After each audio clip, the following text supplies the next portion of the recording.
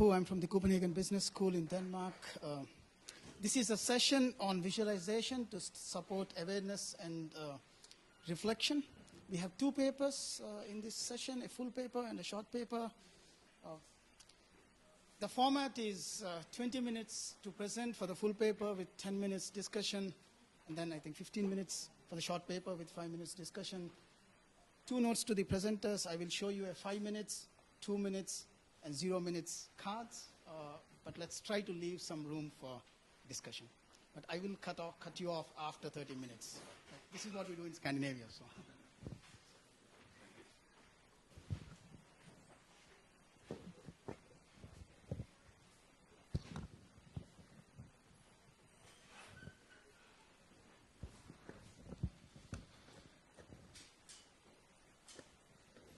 So, yeah, okay. So, thank you for coming. I know that the other conference, the other track also was really interesting. So, thank you for coming and attending this this track. So, I am going to present, a study or an evaluation that we did about a tool that it's a learning dashboard. Based on on different traces. So this project was partially funded by two European projects. One is Roll, and the other is WeSpot. So let's try to start. So basically, what I am going to explain is, okay, I will try to contextualize a bit the work that we have done. What are the courses, or which are the courses that we have evaluated the tool? What is the teaching approach that we have followed, and the learning traces that we have tracked? What is the learning dashboard, that in this case is a StepUp, the name? What is the research methodology that we have followed? What is the model that we try to validate, or we support, or we try to rely on for validating our research? And basically, what is the question that we come up with the previous work and what we are trying to use? And at the end, evaluation. So basically, for us, learning dashboards are a subset of personal informatics tool. Personal informatics tool, so this movement of quantified self through numbers that basically it's try to power or empower the self-knowledge through the numbers. Basically, our idea would be that we want to visualize all the traces that is possible, involving all the devices that we can, all the sensors that we can. But so far, we have a smaller approach, and we'll see what is going on with our research methodology. So, for instance, in this case, we have example. In the previous is the run keeper, that it's for running. For instance, even we can apply it to learning if we could, basically because also exercise maybe helps to the concentration. But also we want really simple visualizations that, okay, in our ideal case is like this Nike full band that you can take a look and you see more or less what you have done. Also really easy ways of tracking, or automatic tracking, or manual trackings that you can really push in a button and say, okay, I have done an activity or not. But we don't have to forget that, there are a lot of existing dashboards, and we have to pay attention to what they are doing, and following this idea, taking ideas and trying to do the same, because also it's important that if the other users or our students are used to certain dashboards or certain visualization, we have to reduce the work done. So here there are some examples from LAMS, Moodle, Learning Management Systems, and other dashboards. For instance, also it's something that we did previously, also for that we could visualize data from logs of learning management systems and so on. But everything with the premise of very simple visualizations that everybody can understand. So basically, we evaluated the tool in 3 courses. Basically, the first course was the master thesis course. They were 11 courses working individually and working in different topics. So yeah, all the topics were related to human-computer interaction, that it's our unit, but they're not working exactly in the same topic. Afterwards, multimedia students, that is basically also to design mobile applications. They learn iPhone system, operative system, Android, and HTML for designing web applications. So, and P&O, it's also, okay, and multimedia were 20 students working in group of 2 and 3 students, and they work all together. I mean, they work in the same topic. And afterwards, finally, P&O students, they were bachelor students, they were 36, they were working in a group of 6 people, and indeed also, they were working in the same topic. So, in all of our courses, even in the case of master thesis, we follow an open learning approach that we call, our students, they have to report. I mean, we have face-to-face sessions. Even in the case of the thesis, we have face-to-face with the supervisor. And they have always to report all their progress in blogs, Twitter following a hashtag. And also in this experiment, we asked them to report time. For reporting time, we created automatically certain activities that they could do, and they had to report the time that they were spending in every activity. So basically, this is the visualization. It's a big table. It's what we call it, big table. You can visit it if you want. It's completely open. Again, I mean, even the learning analytics follow an open learning approach, so everything is public. What we try to say to the students is that what we can see, they can see that. So it's completely open. But basically, what we can see is in the left side of the table, we see the list of the students. In the top, we see the different blocks. And finally, in the most right-hand side, we see the total of comments, the time spent, the Twitter, the number of tweets, spark lines reflecting the social network activity and the time activity.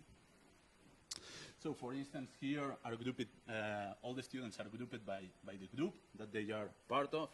So, for instance, here we see in green color the number of posts that they have done in their own blog.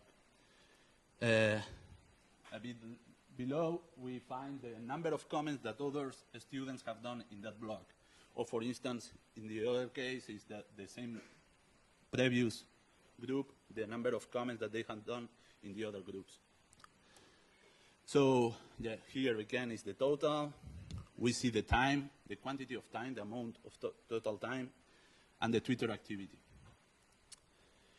And the spark lines, you can interact with them. If you click on them, you get more data. And for instance, in that case, you can see the distribution per week of the activity that you have done, so number of posts, number of tweets, and so on.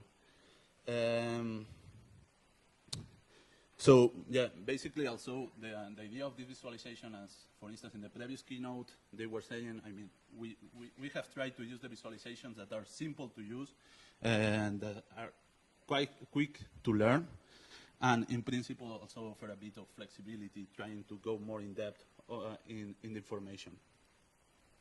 So also, for instance, in the case of the toggle, we had the different activities that we have created previously to the course, and we visualize it per week, the activity. Basically, the idea is that, okay, you have a big overview of the table, you see, and you can compare more or less your activity with other colleagues.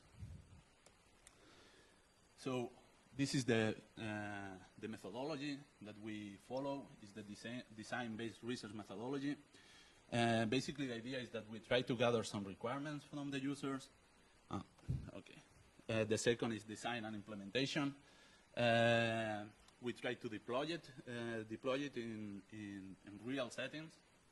We observe, because we are also part of the teaching team. We evaluate it, and we do an analysis of the information. What kind of information we use for the analysis? All our tools are tracked using Google Analytics. So in that sense, maybe we can find some kind of correlations or whatever, although in this study we didn't find really reliable recommendations, but we track it because also we want to be sure that the students are using. One of our principles is that, as in quantified self, the idea of that they have to use the tool is if they want. I mean, we tell at the beginning of the course that they can use it, that we are going to use it, but if they don't want to use it, it's not our problem, but we want to know if they really use it. So also we use surveys based on quality and quantity data, and also, we try to use for the analysis the real activity within the community, like tweets, blogs, time spent on the different activities. So what is the model that we try to rely on? Are really simple 4 phases. I mean, it's basically that if we want to change some behavior or if we want to cause some impact on the user, we have to go through different phases. So basically, we have the phase of awareness. This is only important in the case that, I mean, you only want to give that the student knows what is the data about. To this end, we can use different kind of visualizations. We can use activity streams. We can use table overviews or whatever. Also, we have different kind of levels, aggregation levels, so we can aggregate the information, for instance, in more statistical models like we have seen before. But in our case, what we follow is completely a visualization of raw data. We almost don't process the data. We rely completely on the student, what they have seen, they can see, and what they want to conclude. So basically, the second phase is the self-reflection. So, for instance, the users come up with different questions. For instance, I am giving enough feedback to the others. I am spending enough time in the activity. Or if he's more interested in knowing more, so maybe he can click on the sparklines and trying to compare more the different information. And sense making is finding the answer. For instance, I should comment more in other blogs, or maybe I should tweet more to make aware the others that I am working on something. And basically, at the end, we have the impact that we can change the behavior, or basically, maybe it's not a change of behavior, it's simple confirmation of the behavior. He's okay with this behavior and nothing else. In an earlier experiment, that is basically the motivation to this new iteration, is that we validated almost the 4 phases, awareness, self-reflection, sense-making, but we didn't really prove that our visualization was causing some impact. So, for instance, in the case is that some students, they were saying, in the evaluation they say, I have to comment more, I have to tweet more, something like that, I have to post more, but what we saw is that maybe a little group of students, maybe the next week were more active, but after 1 week, they stopped to be so active. So we were not causing almost this kind of impact. So in the experiment that I am going to explain, we wanted to know or the evaluation that we did, we wanted to know if they perceive it,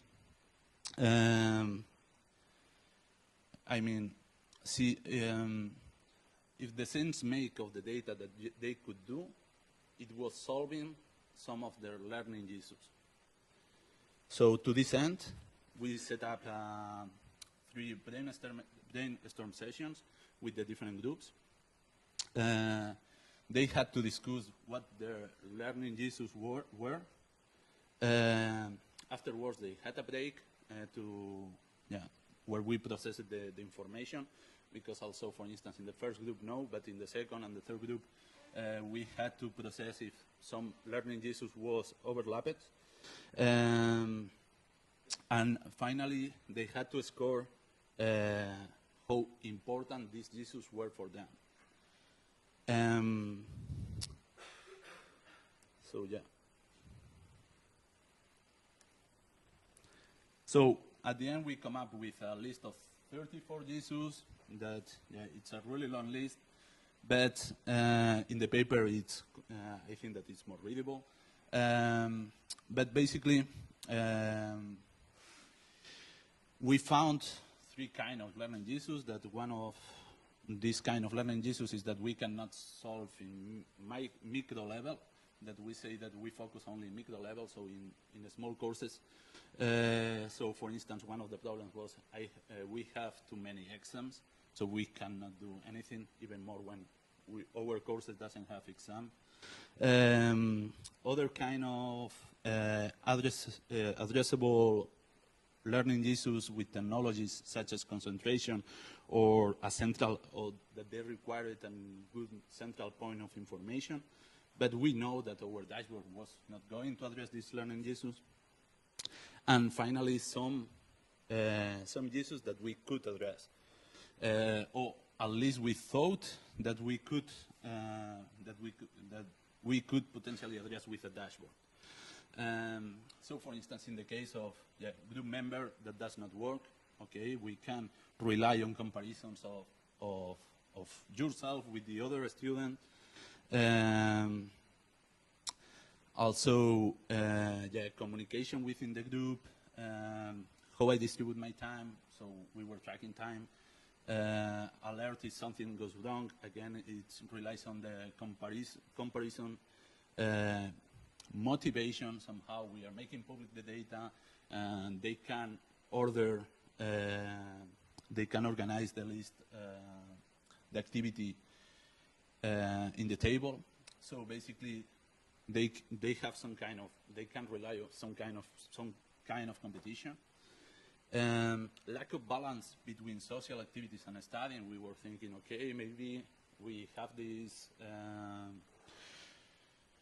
We have this data. If they compare, maybe it helps to plan their time better, and to be aware which resource and tools I and others students use.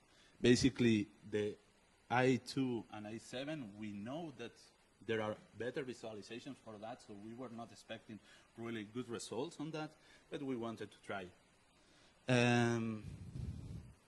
So yeah, starting to analyze a bit the data. Again, we use Google Analytics, maybe for using also some kind of correlations, but basically the simple conclusion that we can extract from that is that, okay,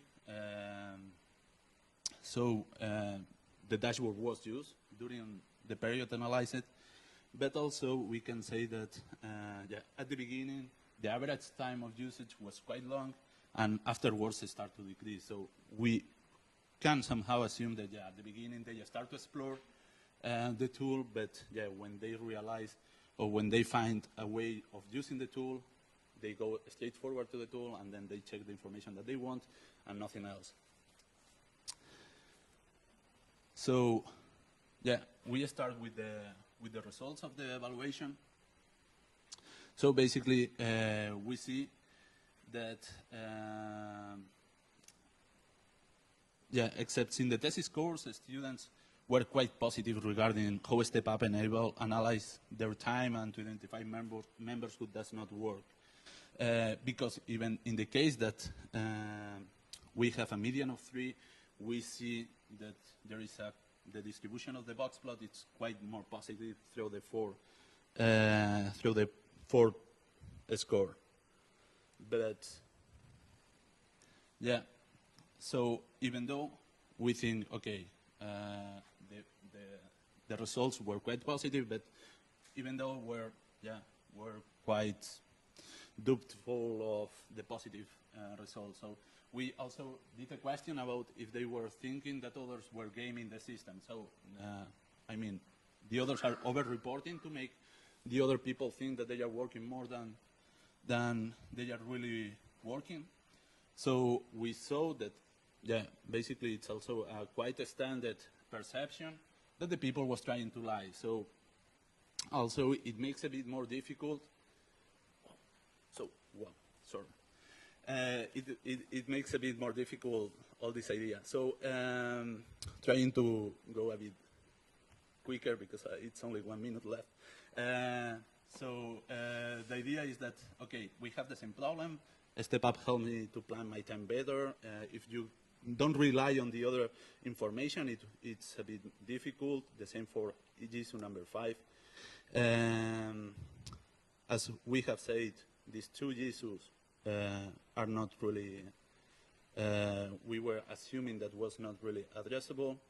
But this is a really important factor because also we asked if they consider themselves that they are really motivated for the course. We saw that they are really motivated for the course, but StepUp doesn't have anything to do with this tool. I mean, with this kind of motivation. So we want to focus on this problem a bit more. And even more, we see that StepUp was promoting some activity in the community. But again, if we don't have this, if this activity is promoted but not in a motivated way, we are going to have a problem. So basically, what we have learned is, okay, it's quite different from trying to evaluate a tool that we know the problems that they are going to solve. Maybe we can obtain positive results in that case, but on the other hand, also maybe we should test if really we are trying or we are addressing or they perceive, I mean, the students really perceive if we are addressing their learning issue. Because otherwise, from a human-computer interaction, if we don't solve any kind of problems, we are not going to fix anything. So quick also conclusions. We think that the tool works more for individual versus group work. Also that works worse for individuals than for group work. Works better for same topics than from different topics. And yeah, one of the things, and finally, is that we are focused now on more tracking outcomes than efforts, because now we were visualizing only the raw data, and we were thinking that this is really unmotivated. In this way, we are trying to apply badges that they, in principle, are some kind of learning aggregation data, and they see the objectives that they can achieve.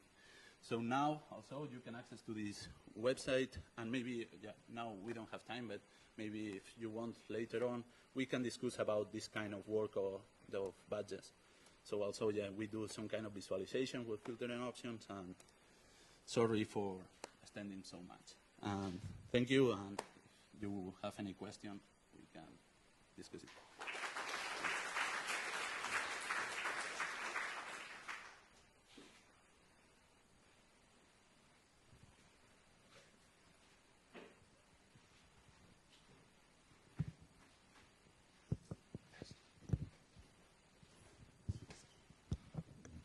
Denise Whitelock from the Open University. You said that, which I thought was very interesting, that you thought students were perhaps being disingenuous by saying they were actually working more time than they really were.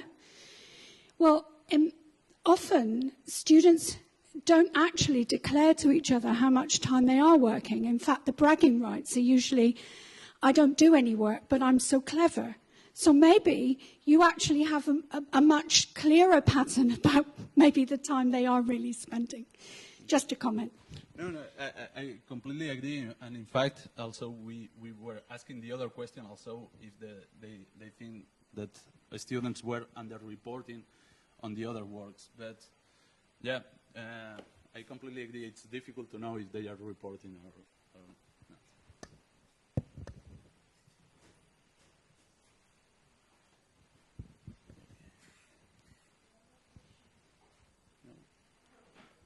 Okay. So Yeah. design-based research, design-based research in learning sciences has a particular methodological tradition of researchers going and working with schools, school teachers, doing in situ interventions and so on. So my question to you is methodologically, what is the criteria for selecting the courses? Are you also an instructor for these courses? Do you work with teachers other than the research group?